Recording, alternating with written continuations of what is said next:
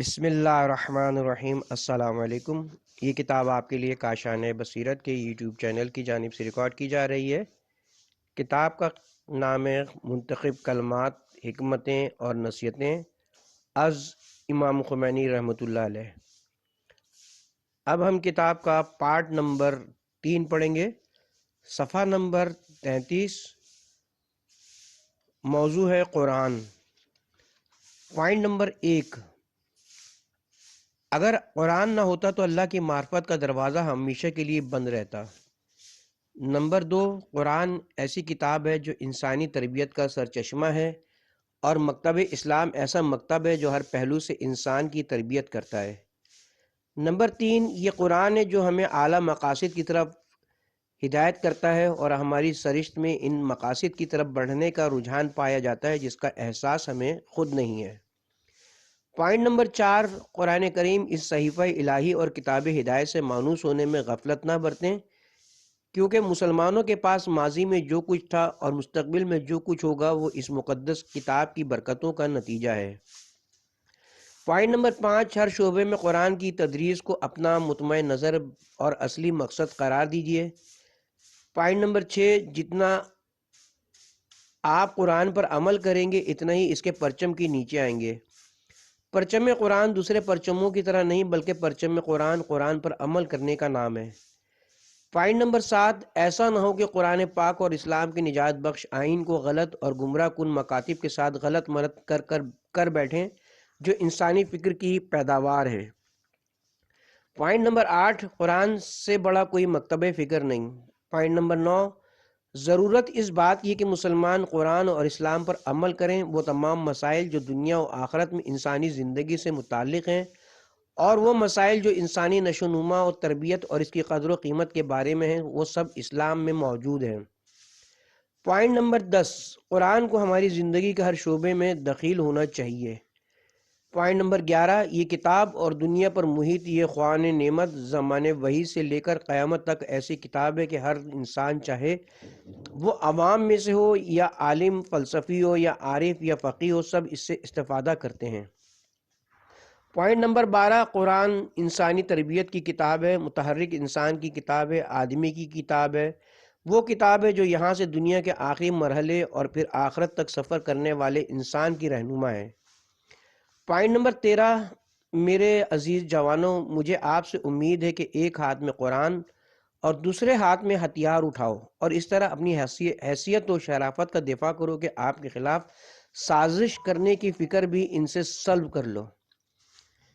Point number 14، قرآن کریم جو ہم سب اور تمام عالم بشریت پر حق رکھتا ہے، اس کا سزاوار ہے کہ ہم اس کی راہ میں قربانی دیں۔ پوائنٹ نمبر 15، مسلمانوں کی بڑی مشکل یہ ہے کہ انہوں نے قرآن کو چھوڑ دیا ہے اور دوسروں کے پرچم تلے جمع ہو گئے ہیں۔ پوائنٹ نمبر 16، ہم جو کچھ بھی خدا کی راہ میں دیں اور جتنا بھی قرآن کی راہ میں قربان کریں ہمارے لیے باعث فخر و مباحات ہے، اور یہ راہ حق ہے۔ موضوع قرآن سے متعلق آخری پوائنٹ نمبر 17، قرآن کریم ہم سب کے لیے پناہ ہے۔ موضوع تشیع۔ توضیح نمبر 5، مذہب جعفری اہل تشیع کے چھٹے امام حضرت امام جعفر صادق علیہ السلام کی طرف منسوب ہے۔ مذہب شیعہ مذہب امام جعفر صادق علیہ السلام سے اس لیے منسوب ہے کہ آپ نے باقی ائمہ سے زیادہ عمر پائی، لہٰذا آپ کو زیادہ کام کرنے کا موقع ملا، خاص کر خاندان بنی امیہ اور بنی عباس کے آپس میں اختلافات کی وجہ سے خلافت کی گرفت کمزور پڑ چکی تھی۔ ایسے میں امام کو تدریس اور مومن و مخلص افراد کی تعلیم و تربیت اور حوزہ علمیہ کی تاسیس کے لیے موقع مل گیا، اور آپ نے حقائق اسلام کی اشاعت کے لیے اس موقع سے فائدہ اٹھایا۔ کتاب کی طرف رجوع کرتے ہیں۔ پوائنٹ نمبر 1، ہمیں فخر ہے کہ ہمارا مذہب جعفری اور ہماری فقہ جو ایک بے کراں ہیں، اس مذہب کے آثار میں سے ایک ہے۔ پوائنٹ نمبر 2، اسلام شیعہ فرقے کی بدولت زندہ ہے۔ پوائنٹ نمبر 3، شیعوں کی جرت و بہادری ہمیشہ اسلام کے ساتھ رہی ہے۔ پوائنٹ نمبر 4، امام کے معنی پیشوا کے ہیں، کسی گروہ جماعت کی ہدایت اور قیادت کرنے والے کو امام کہتے ہیں۔ امام شیعہ اور حزب اللہ کے راستے کو معین کرتا ہے اور اس عظیم فرقے کی رہنمائی کرتا ہے، نیز مختلف زمان اور حالات میں قرآن اور سنت سے احکام کا استنباط کر کے ان تک پہنچاتا ہے۔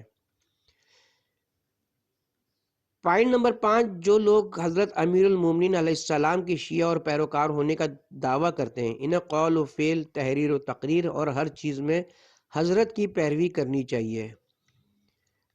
توضیح نمبر 6، حضرت امیر المومنین علیہ السلام۔ حضرت امیر المومنین علیہ السلام شیعوں کے پہلے امام ہیں جو 600 میں پیدا ہوئے۔ والدہ کا نام فاطمہ بنت اسد اور والد کا نام ابو طالب تھا کہ جو پیغمبر اکرم کے چچا تھے۔ آپ 6 سال کی عمر سے پیغمبر اکرم کے گھر میں پلے بڑھے۔ مردوں میں سب سے پہلے شخص تھے جو اسلام لائے اور نبی کریم کی مدد کا وعدہ کیا۔ پیغمبر اسلام نے رسالت کے اوائل میں جب اپنے رشتہ داروں کو خدا کے حکم سے اسلام کی دعوت ذوالشیرہ دی تو فرمایا، آپ میں سے سب سے پہلے جو مجھ پر ایمان لائے گا میرے بعد وہ میرا جانشین ہوگا۔ یہ جملہ 3 مرتبہ دہرایا اور تینوں مرتبہ حضرت علی علیہ السلام ہی تھے جنہوں نے ایمان کا اظہار کیا۔ جس رات پیغمبر اکرم نے مکہ سے مدینہ ہجرت کی، اس رات آپ پیغمبر کے بستر پر سوئے۔ حالانکہ قریش کے سرداروں نے اس شب نبی اکرم کو قتل کرنے کا منصوبہ بنایا تھا۔ یوں علی نے کفار کے منصوبوں کو خاک میں ملا دیا اور پیغمبر اسلام سے اپنی وفاداری اور ایمان کا ثبوت فراہم کیا۔ جس روز مسلمانوں نے پیغمبر اکرم کے حکم کے مطابق ایک دوسرے کے ساتھ بھائی چارے مواخات کا پیمان باندھا، اس روز پیغمبر اکرم نے علی کو اپنا بھائی منتخب فرمایا اور آخری حج سے واپسی پر غدیر خم کے مقام پر اپنے بعد آپ کو مسلمانوں کا سرپرست اور ولی مقرر فرمایا۔ وہ تنہائی کے دنوں میں پیغمبر اکرم کے ہمدم، سختیوں اور خطروں میں آپ کے یاور تھے۔ پیغمبر اکرم کی رحلت کے بعد حضرت علی علیہ السلام بعض وجوہات کی بنا پر تقریباً 25 سال کے عرصے تک خلافت سے دور رہے اور اس مدت کے دوران آپ امت کو ناظر کی حیثیت سے انحرافات سے روکتے رہے۔ خلیفہ سوم کے قتل کے بعد صحابہ اور دیگر لوگوں نے ان کی بیعت کی اور انہیں خلافت کے لیے منتخب کر لیا۔ امام علی علیہ السلام کی حکومت تقریباً 4 سال اور 9 ماہ تک جاری رہی۔ امام علی علیہ السلام نے پیغمبر اکرم صلی اللہ علیہ وسلم کی رحلت کے بعد سنت پیغمبر اور اسلام کے حکومتی طریقوں میں کی جانے والی اکثر تبدیلیوں کو پہلی حالت میں لوٹا دیا۔ مخالف عناصر کے جن کے مفادات اسلام کی اس احیا سے خطرے میں پڑ گئے تھے، ہر طرف سے مخالفت کا علم لے کر اٹھ کھڑے ہوئے اور داخلی سطح پر جنگیں برپا کر دیں، جو حضرت علی علیہ السلام کی حکومت کے پورے عرصے میں جاری رہیں اور آخر کار تقوی، عدالت اور شجاعت کی اس پیکر کو محراب نماز میں قتل کر دیا گیا۔ اس کے بارے میں کچھ کہنا انسان کے بس کی بات نہیں۔ آپ نے شہادت تک دین خدا کے لیے جان نثاری سے لحظہ بھر بھی غفلت نہ کی۔ ان کے کچے اور معمولی سے گھر میں حسن و حسین اور زینب جیسے بچوں نے پرورش پائی کہ جنہوں نے تاریخ اسلام پر گہرے اثرات چھوڑے اور زمانے کی تاریکی میں انسانیت کی مشعل کو اپنے ہاتھوں میں لے کر متلاشیان حقیقت انسانوں کے مقتدی اور پیشوا بنے۔ پوائنٹ نمبر 6، شیعہ مذہب میں ہمیشہ سے ہی فداکاری رہی ہے۔ پوائنٹ نمبر 7، واقع غدیر کا مطلب یہ ہے کہ سیاست کا تعلق ہر ایک سے ہے۔ پوائنٹ نمبر 8، ہمیں فخر ہے کہ نہج البلاغہ جو مادی و معنوی لحاظ سے قرآن کے بعد زندگی کا سب سے اعلیٰ منشور اور انسانیت کے لیے سب سے بڑی نجات بخش کتاب ہے اور جس کے روحانی اور حکومتی قوانین نجات کا سب سے روشن راستہ ہیں، ہمارے معصوم علیہ السلام کی کتاب ہے۔ توضیح نمبر 8، نہج البلاغہ کے جو بلاغت کا واضح راستہ کے معنی میں ہے، حضرت امیر المومنین علیہ السلام کے منتخب کلمات کا مجموعہ ہے۔ نہج البلاغہ کو جناب شریف رضی محمد بن الحسین متوفی سن 406 ہجری قبل بمطابق سن 1016 عیسوی نے مرتب کیا۔ بزرگوں نے نہج البلاغہ کو برادر قرآن کا لقب دیا ہے۔ اس کتاب کے مطالب تین اصلی موضوعات یعنی خدا، دنیا اور انسان کے گرد گھومتے ہیں، اور اس میں علمی، ادبی، دینی، معاشرتی، اخلاقی اور سیاسی مسائل سے بحث کی گئی ہے۔ قرآن اور رسول اکرم کے کلام کے بعد اس سے بلیغ ترین اور رسا تر کوئی کلام نہیں ہے۔ اب تک 101 سے زائد شرح نہج البلاغہ پر لکھی جا چکی ہیں۔ اس سے اہل علم و تحقیق و مطالعہ کے نزدیک اس کتاب کی اہمیت کا اندازہ لگایا جا سکتا ہے۔ پوائنٹ نمبر 9، ابتدا سے لے کر آج تک شیعوں کی ایک ذاتی صفت آمریت اور ظلم کے خلاف قیام اور مزاحمت رہی ہے۔ شیعوں کی تاریخ میں یہ امر نمایاں ہے، اگرچہ ان کی یہ جدوجہد بعض ادوار میں اپنے عروج کو پہنچی ہے۔ پوائنٹ نمبر 10، تشیع جو ایک انقلابی مکتب اور نبی کریم کے سچے اور حقیقی اسلام کا تسلسل ہے، شیعوں ہی کی طرح ہمیشہ سے ظالموں اور استعماری طاقتوں کے بزدلانہ حملوں کا نشانہ رہا ہے۔ پوائنٹ نمبر 11، موجودہ صدی میں کچھ ایسے واقعات رونما ہوئے جن کے ملت ایران کی آج کی تحریک پر اثر انداز ہوئے ہیں۔ انقلاب مشروطیت اور تحریم متنبہ اور تحریم تمباکو کا فتویٰ۔ انقلاب مشروطیت توضیح نمبر 9، 19ویں صدی کے اواخر اور 20ویں صدی کے اوائل میں ایران کے حالات بہت بگڑے ہوئے تھے۔ لوگ ڈکٹیٹر حکام اور ان کے ظالم کارندوں کے ظلم و جور سے تنگ آ چکے تھے۔ بادشاہ وقت مظفر الدین شاہ قاجار کمزور، سست اور نااہل حکمران تھا، البتہ حالات کے بارے میں روز بروز لوگوں کی بیداری اور آگاہی بڑھ رہی تھی۔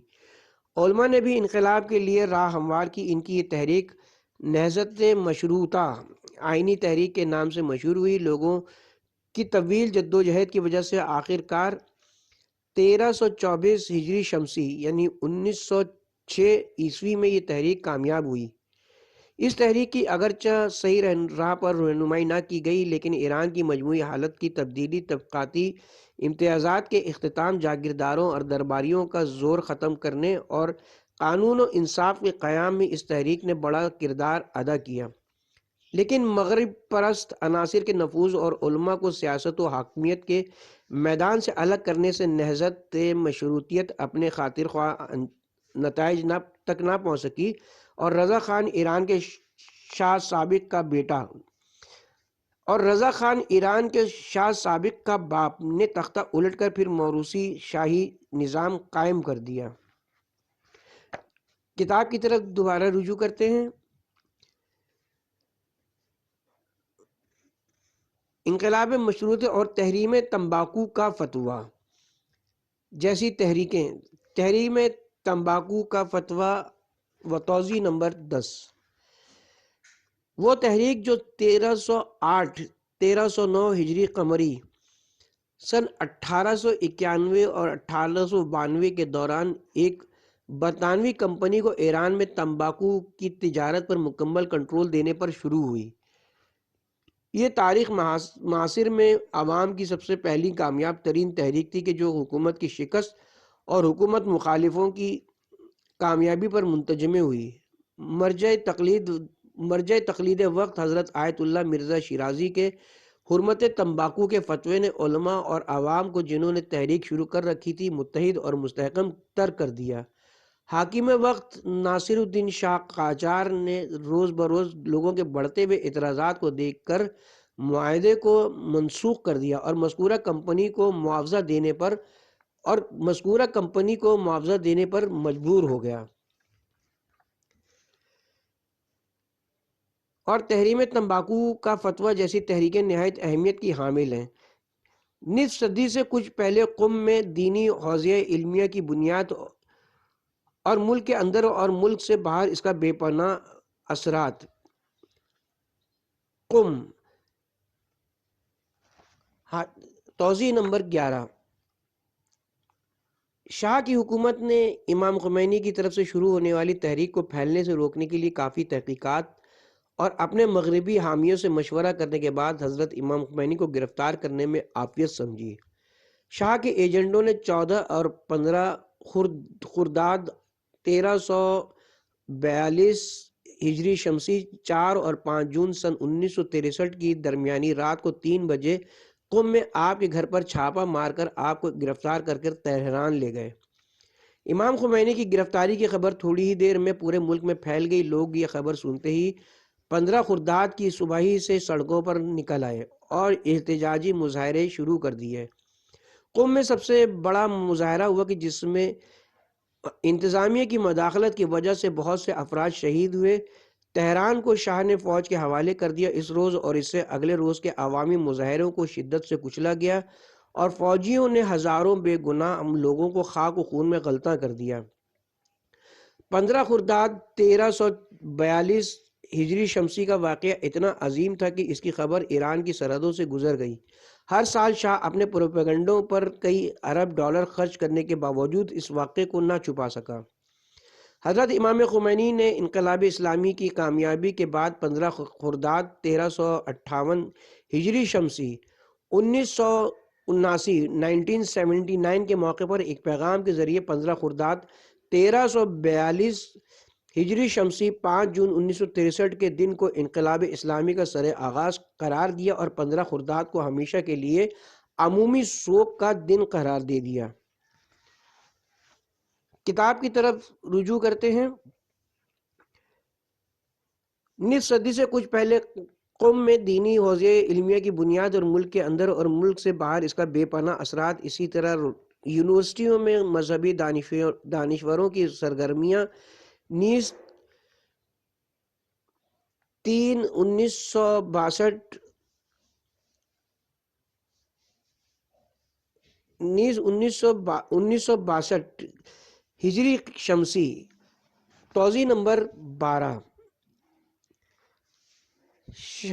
شہر قم تیسری صدی ہجری سے علوم اسلامی کے مراکز میں سے شمار ہوتا ہے اور 12 صدیوں کے دوران میں علوم اسلامی کے طالبین کی تربیت اور فقہ، حدیث، تفسیر، عرفان اور اخلاق کے بزرگوں کا مرکز رہا ہے۔ اس کا قدیمی مرکز ہونا اور 7ویں امام حضرت موسیٰ بن جعفر علیہ السلام کی دختر گرامی حضرت فاطمہ معصومہ کی قبر مقدس کا یہاں پر موجود ہونا موجب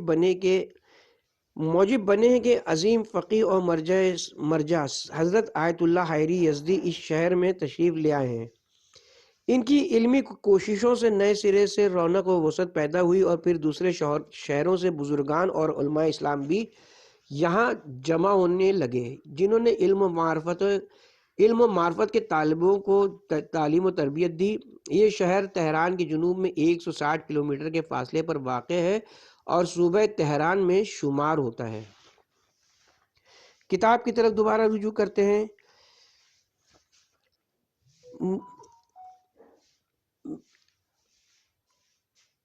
اسی طرح یونیورسٹی میں مذہبی دانشوروں کی سرگرمیاں نیز 1962 ہجری شمسی میں علماء اسلام کی قیادت میں ملت ایران کا قیام جو اب تک جاری ہے، یہ سب وہ عوامل ہیں جنہوں نے شیعی اسلام کو دنیا بھر میں پیش کیا ہے۔ پوائنٹ نمبر 12، بنیادی طور سے اسلام اور تشیع جو حقیقی اسلام کے علاوہ کچھ نہیں، نہ صرف انسان کی علمی اور فکری نشوونما اور ترقی کی راہ میں رکاوٹ نہیں ہے بلکہ خود اس ترقی کے راستے ہموار کرتا ہے اور انسان کی ان سرگرمیوں کو الہی رنگ عطا کرتا ہے۔ ظہور اسلام کے بعد بشر نے جو علمی اور ثقافتی ترقی کی ہے، اس سے محققین تاریخ انگشت بدنداں ہیں۔ موضوع تشیع کے سلسلے کا آخری پوائنٹ یعنی پوائنٹ نمبر 13، جس دن انشاءاللہ اللہ تعالیٰ کا مسلح کل کا ظہور ہوگا۔ توضیح نمبر 13، مسلح کل حضرت محمد بن حسن عسکری علیہ السلام کے جو امام زمانہ کے لقب سے ملقب ہیں۔ شیعوں کے 12 اماموں میں سے آخری امام ہیں۔ آپ 255 ہجری قمری میں سامرا عراق کے ایک شہر میں پیدا ہوئے۔ وہ 5 سال ہی کے تھے کہ آپ کے والد حضرت امام حسن عسکری علیہ السلام رحلت فرما گئے اور آپ کی امامت کا دور شروع ہو گیا۔ زمان کے حالات اور مشیت خداوندی کی وجہ سے آپ نے غیبت اختیار کر لی۔ امام کی غیبت 2 حصوں میں تقسیم ہوتی ہے، ایک غیبت صغریٰ کا دور جو 69 سال طولانی تھا۔ اس مدت میں امام اپنے یکے بعد دیگر 4 نمائندوں کے ذریعے بالواسطہ طور پر لوگوں سے رابطہ رکھے ہوئے تھے۔ اس مدت کے بعد غیبت کبریٰ کا دور شروع ہوا جو ابھی تک جاری ہے، یہاں تک کہ مہدی موعود کے ظہور اور باطل پر حق کے غلبے کا وقت آ پہنچے۔ اسلامی نظریے کے مطابق حضرت امام زمانہ علیہ السلام کا ظہور اور ان کا وسیع جہاد اہل حق کے باطل کے خلاف مارکوں کی آخری کڑی ہوگا، یعنی تاریخ میں اہل حق کے مارکے جاری رہیں گے اور روز بروز حق کی کامیابی کے لیے راہ ہموار ہوتی جائے گی، یہاں تک کہ مسلح کل مہدی موعود کا قیام ان مارکوں کو اپنے آخری نتیجے تک پہنچائے گا اور آسمان بشریت پر عدل و حق کا خورشید طلوع ہوگا۔ وہ دن انسان کے فکری، روحانی اور معاشرتی بلوغ کا دوران ہوگا۔ کتاب کی طرف دوبارہ رجوع کرتے ہیں۔ یہ پوائنٹ نمبر 13، جس دن انشاءاللہ تعالی مسلح کل کا ظہور ہوگا، یہ نہ سوچی کہ کوئی معجزہ ہو جائے گا اور ایک ہی دن میں دنیا کی اصلاح ہو جائے گی، بلکہ سخت کوششوں اور قربانیوں کے بعد ظالموں کو کیفر کردار تک پہنچایا جائے گا۔ موضوع معصومین علیہم السلام۔ پوائنٹ نمبر 1، حضرت علی علیہ السلام عدل مجسم عجوبہ کائنات ہیں۔ صدر عالم سے لے کر ابد تک رسول اکرم صلی اللہ علیہ وسلم کے علاوہ فضائل میں ان کا کوئی ہمسر نہیں ہے۔ نمبر 2، بنیادی طور پر اسلام کے سپاہی چاہے نامور ہی کیوں نہ ہو اس دنیا میں گمنام ہی رہتے ہیں۔ اسلام کے نامور ترین فداکار سپاہی حضرت علی علیہ السلام ہیں جو سب سے زیادہ گمنام ہیں۔ پوائنٹ نمبر 3، حضرت فاطمہ الزہرا سلام اللہ علیہ کا یہ مختصر سا گھر۔ توضیح نمبر 14،